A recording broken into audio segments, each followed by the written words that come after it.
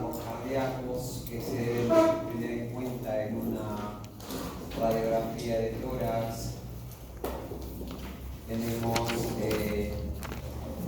la vena cava superior, el botón aórtico, el tronco pulmonar, el atrio izquierdo, la línea paraórtica que se encuentra acá, la línea paravertebral que es esta de acá, ventrículo izquierdo, receta el resto de la ácidos es la que se ve a este nivel, pero en realidad solo como reparo anatómico porque no es necesario hacer esta descripción en el momento de la lectura de una placa radiográfica por encima de la carina, que habíamos dicho que la vinculación era a nivel de 3, de 4. Tenemos la línea paratraqueal, las arterias interlobares, que son parte del ilio, ¿no? La aurícula derecha, que está a este nivel. ¿Ya? Entonces, estos son los reparos anatómicos que nosotros debemos de conocer, porque tenemos que hacer a partir de la parte anatómica la disquisición de si las lesiones son intraparenquimales o extraparenquimales. Para el índice cardiotorácico en los adultos es hasta 0.5. ¿Cómo se toma? En realidad hay una manera mucho más fácil. Solo toman la silueta cardíaca en la parte más ancha y lo dividen entre la parte más ancha de los campos pulmonares, y ese valor te tiene que dar 0.5 en adultos y 0.6 en niños.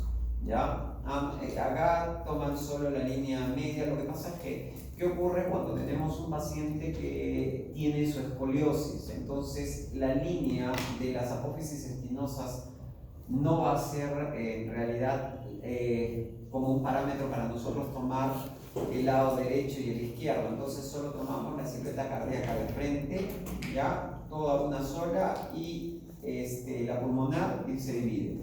La cardíaca entre la pulmonar y te va a dar 0.5, debería dar.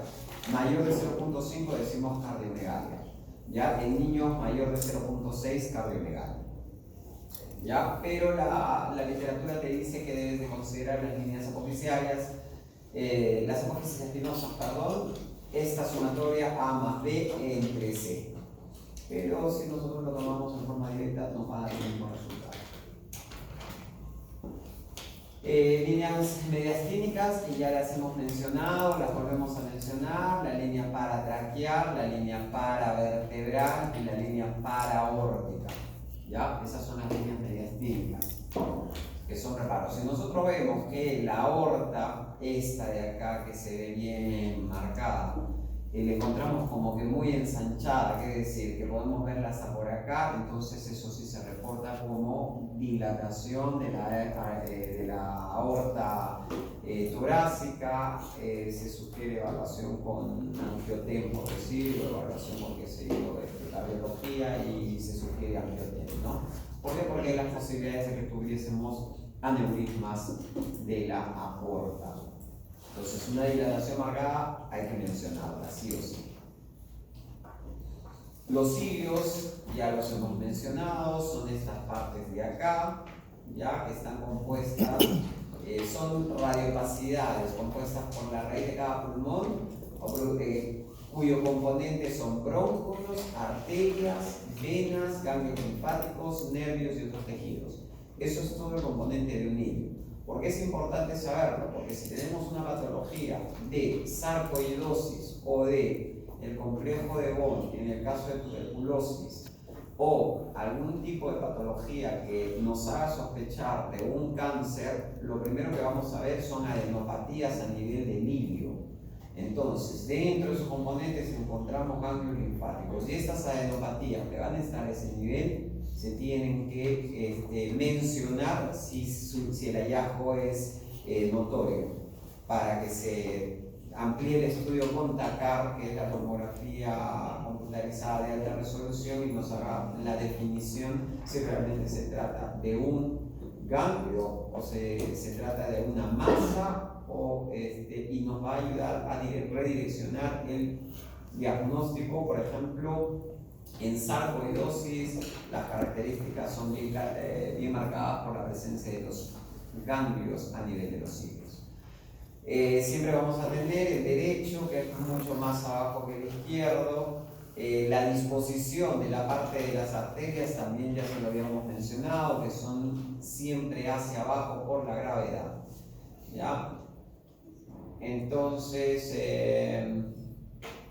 la diferencia entre uno a otro puede ir desde 0.5 hasta 3 centímetros entre la diferencia del equilibrio derecho e izquierdo. Las cisuras. Encontramos las cisuras en el lóbulo, en el campo pulmonar derecho, encontramos menor y mayor. En el izquierdo solo vamos a encontrar uno, ¿ya? Pero existen otras cisuras, que en realidad no son solo 3, sino son 5, que es la cisura de lásigos y la cisura accesoria, que divide el segmento medio del lóbulo inferior.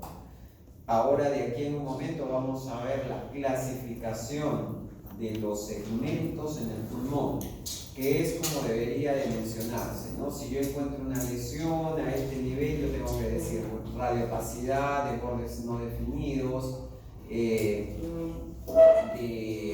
impresiona ser masa intraparenquimal en el segmento 1, o en el segmento 7, o en el segmento 8 del lóbulo al que pertenece. ¿Por qué? Porque todo esto se va a subdividir. Se subdivide en placa radiográfica y también hay una subdivisión por bronquios en tomografía. Eso ya también lo vamos a ver. A lo que hacíamos referencia, ¿no? La cisura menor izquierda, que es la que los divide en el lóbulo superior y lóbulo inferior en el izquierdo. La cisura menor, que es bien marcada, que a veces la vemos como que mucho más pronunciada en el lóbulo, en el campo pulmonar derecho. La parte superior es la cisura accesoria de la ácigos. Si nosotros vemos una imagen lineal a este nivel, no vamos a pensar de que es patológica. Lo primero que se nos va a venir es que esto puede estar en relación con la cisura accesoria de la vena ácigos. Y la inferior, que es otra cisura accesoria que separa el segmento medial inferior. Entonces, con eso conocemos ya que el pulmón no solo tiene 3, sino tiene 5 cisuras, de las cuales la que más se va a ver, o normalmente se ve, son la cisura menor del campo pulmonar derecho y la cisura mayor en un lateral del campo pulmonar derecho. La vascularización, la mitad inferior por fenómeno hidrostático y efecto de gravedad, que también ya se los hemos dicho, esto es en relación al ilio. Habíamos dicho que el ilio está conformado por de venas, arterias, ganglios, linfáticos, sistema nervioso y otras estructuras, esas entre las principales. ¿Ya? Y las arterias son de distribución vertical, siempre las vamos a ver en distribución vertical a las arterias. En cuanto a los segmentos, encontramos, esta es una vista lateral de una radiografía de tórax, esta es en una vista en incidencia frontal. Esta es una lateral derecha, ¿ya? Porque estamos haciendo la disquisición de los 3 lóbulos de vista en vista lateral. Entonces, en la parte del lóbulo superior vamos a encontrar el segmento apical, que es el número 1. Vemos el segmento posterior del lóbulo superior. Solo lo que está pintado acá de fucsia es lóbulo superior. Y este lóbulo superior tiene en la parte más apical, por decirlo así, su mismo nombre lo dice, el segmento apical. El 2 es el posterior y el 3 es el anterior. ¿Ya? En la parte del lóbulo medio encontramos acá, en la vista lateral, solo vamos a ver el segmento externo, pero en la parte anterior vemos el segmento externo y el segmento interno del lóbulo medio. Y en el lóbulo inferior, esta de acá viene a ser la cisura mayor, por si acaso. Ya encontramos el segmento apical del lóbulo inferior. Tenemos el interno, que en este caso pues obviamente no se ve. Tenemos el anterior, lóbulo anterior o segmento anterior del lóbulo inferior. El segmento externo, que lo vemos acá, y en la vista frontal es el que se encuentra externo, como su mismo nombre lo dice. Y el último, el décimo, que es el posterior, que en este caso obviamente estaría a este lado, ¿no? En la parte posterior. Entonces esos son los 10 segmentos que nosotros vemos en vista lateral y frontal del campo pulmonar derecho. El izquierdo igualmente lo vamos a ver, ¿ya? Solo tenemos dos segmentos, dos lóbulos, lóbulo superior y lóbulo inferior. Esta es una radiografía lateral izquierda, donde nosotros vemos el 1 y 2 son los segmentos ápico-posteriores del lóbulo superior izquierdo. El 3 es el lóbulo anterior el segmento anterior del lóbulo superior. 4, segmento externo. 4 y 5 son los segmentos externos del lóbulo superior. 6, 8, 9 y 10, que son 6 el apical, el 8 el anterior, este de acá, 9 el externo, que en este caso en la lateral se ve en la mitad, y el posterior es el décimo, que estos son 6, 8, 9 y 10, son los segmentos del lóbulo inferior izquierdo. Entonces, en el examen, por ahí se me ocurre coloque los segmentos o la clasificación de segmentos del lóbulo de ambos campos pulmonares, ya ustedes van a saber cuáles son, porque esto ya lo van a repasar. Entonces, si la lesión yo la tengo a este nivel o la lesión la tengo a este nivel, yo voy a decir se ve radiopacidad, o a este nivel se ve una radiopacidad a nivel del segmento 10 del lóbulo inferior izquierdo. Entonces estamos orientando al neumólogo o al internista la localización exacta de dónde estamos viendo la lesión. ¿Ya? Y cuando él la vea, va a decir allá. Entonces ellos hacen la referencia a este punto y se apaga. El diafragma, importante saber, el diafragma derecho es más elevado que el izquierdo.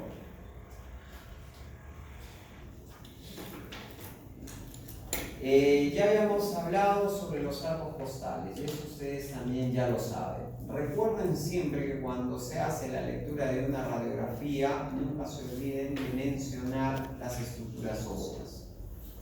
Ya, primero se centran, como en el orden que ustedes quieran, el parénquima. Yo lo voy a hablar de parénquima, si encuentro alguna lesión o no, cómo están los ángulos costofrénicos y costodiafragmáticos, cómo están los ilios, tanto en campo pulmonar derecho como izquierdo, cómo está la tráquea, si está central o no, si hay un botón aórtico o no, si la línea, si las estructuras vasculares se encuentran dentro de lo esperado o no, la silueta cardíaca cómo se encuentra, si es que está en el índice esperado o no. Ustedes a partir de la fecha ya lo saben y van a poder sacarlo, solo tienen que poner una regla de acá a acá y una regla de acá a acá, y hacen su división y sacan su índice cardiotorácico.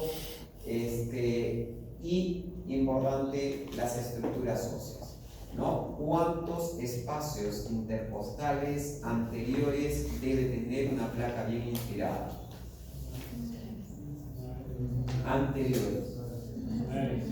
Anteriores. 6. Posteriores. 9. ¿Ya? Si nosotros no vemos que haya ningún tipo de fracturas a nivel de los arcos costales, pues es importante mencionar el antecedente dentro del petitorio del examen. Si nosotros estamos solicitando o tenemos un paciente que por lo que viene por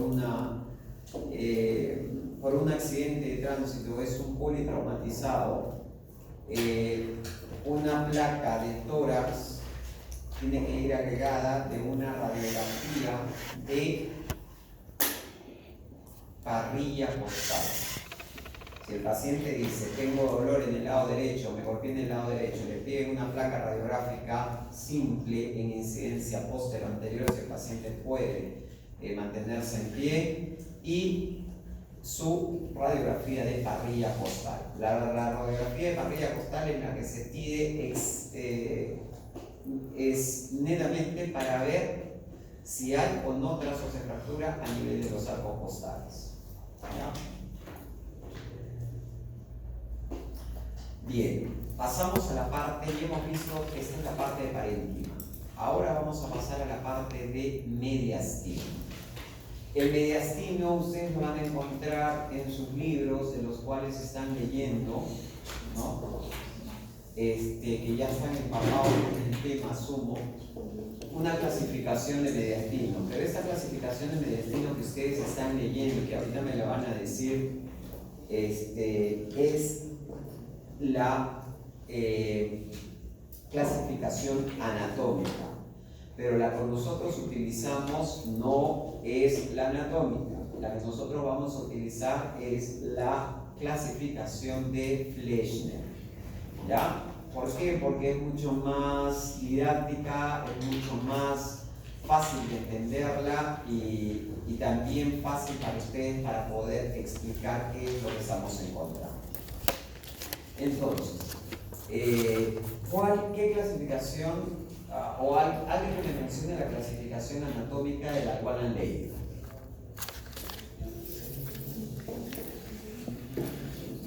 Y la que conocen desde que empezaron la carrera.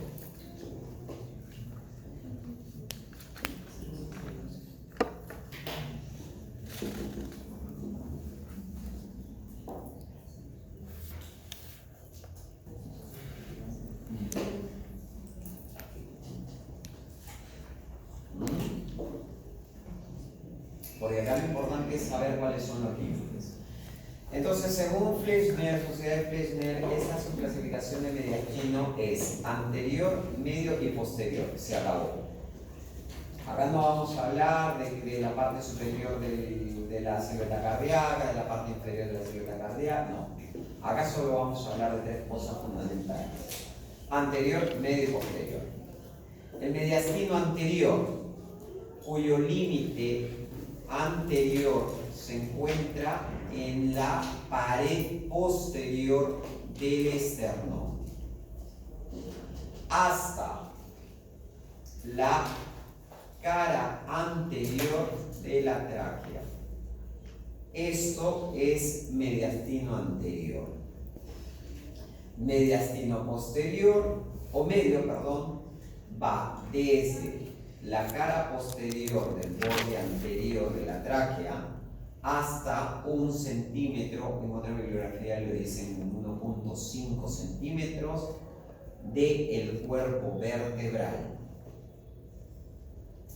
Y el posterior es el que va desde este límite de 1 centímetro del cuerpo vertebral hacia allá la parte posterior completa de lo que abarca el tórax. Entonces, importante mencionar, ¿por qué es importante los límites de mediastino? Porque nosotros vamos a encontrar patologías que a partir de ahora por lo menos se tienen que ir con la idea de qué se trata. A nivel de mediastino anterior, nosotros encontramos las 4 T's. ¿Cuáles son? Le voy a poner un punto sobre su examen y en ese examen que lo van a dar el viernes. ¿Qué?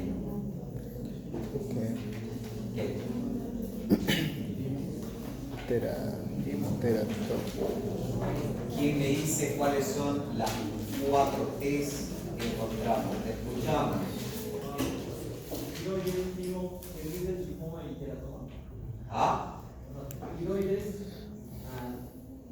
timo, terrible, linfoma y teratoma. Ya, esas son las 4 T's. ¿Ya? No se olviden de eso. Me vas a dar después tu apellido, ¿ya?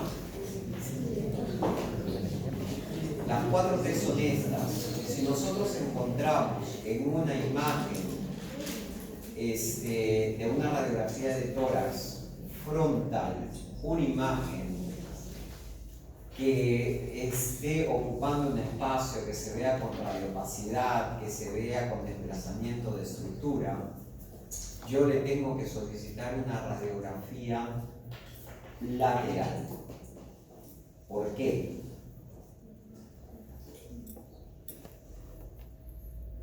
¿Por qué tengo que pedir una radiografía lateral? Porque el externo no deja ver la No es la respuesta. Para ver en qué compartimento es. Lógico. Yo necesito saber si esa masa está dentro del mediastino anterior, porque hay patologías de mediastino anterior, hay patología de mediastino medio y hay patología de mediastino posterior. Y si yo veo en una radiografía frontal de incidencia posterior una imagen radiopática que me genera efecto de masa de las estructuras adyacentes, tengo que identificar. Yo no voy a decir por ver, eso puede ser timo, puede ser teratoma, puede ser terribolinfoma, esto puede ser un teratoma. Y si es un quiste broncogénico, y si es un neurofibroma, si es un schwannoma. Entonces yo tengo que solicitar una radiografía de tórax lateral para identificar. Yo veo que la masa está a este lado, ya tengo esas 4 posibilidades. Yo veo que la masa está a este lado, tengo otras posibilidades. Yo veo que la masa está a este lado, ya tengo otras posibilidades, que no van a ser las mismas. Entonces, importante conocer límites de mediastino según Fleischner. Estoy diciéndole, si yo le pregunto en el examen cuál es la clasificación de mediastino o describa usted la clasificación de mediastino, si me pone la clasificación anatómica, pues se la voy a considerar, pero en realidad no le voy a dar el puntaje necesario, porque acá y en todo el Perú y en el resto del mundo lo que más se utiliza es Fleischner. Si tú me vas a poner una lesión según tus parámetros anatómicos, pues muchos no te van a entender o muchos no te van a poner mucha atención. ¿Por qué? Porque el idioma que habla es este. Entonces, con esto ya habíamos hablado, ¿no?, que tenemos lesiones del timo, ¿no? Pueden ser quísticas, el quiste tímico, un timoma, un quiste pericárdico, un quiste de células germinales, un linfoma, que son dentro de las otras patologías. De grasa, podemos un timolipoma, es lo que se puede encontrar cuando el componente es graso. Pero nosotros cuando veamos una placa radiográfica no vamos a saber si eso es grasa, si eso es sólido, si eso es quístico, solo vamos a ver una lesión. Y nosotros tenemos que dar las alternativas de en qué compartimento es y qué puede ser. Entonces en el anterior que habíamos dicho, timo, o el timoma, terribolinfoma, tiroides y teratoma. Nuestras 4 opciones principales. En el medio, En el compartimento del mediastino medio vamos a encontrar nódulos linfáticos, vamos a encontrar quistes y anormalidades del arco aórtico. Lo que normalmente vamos a encontrar en este de acá es estos quistes de duplicación, y el más frecuente es el quiste broncogénico, ¿ya? Que se ve cuando hay la lesión a nivel de mediastino medio, se ve con frecuencia. Y en el posterior vamos a encontrar los tumores neurogénicos, tumores de estructuras óseas, vamos a encontrar,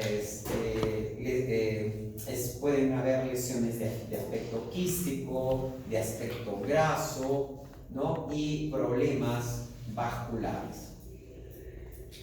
Entonces, ¿por qué? Porque vamos a encontrar ahí, dentro del límite, las clasificaciones. Por eso está la clasificación. Anatómicamente ya sabemos qué hay en cada compartimento. Ya. Eso como un tema importante que ustedes lo tienen que saber, porque esto va a ser la disquisición, ¿ya? Esa va a ser la disquisición más importante. Entonces, yo creo que hasta acá es el examen que van a dar. Eso lo teníamos que coordinar. Me dijeron que tenía que ser el viernes, no estoy muy seguro si va a ser el viernes o no su examen, porque ya debería de haber sido. ¿Quién es su delegado? Ya. ¿Qué han quedado para su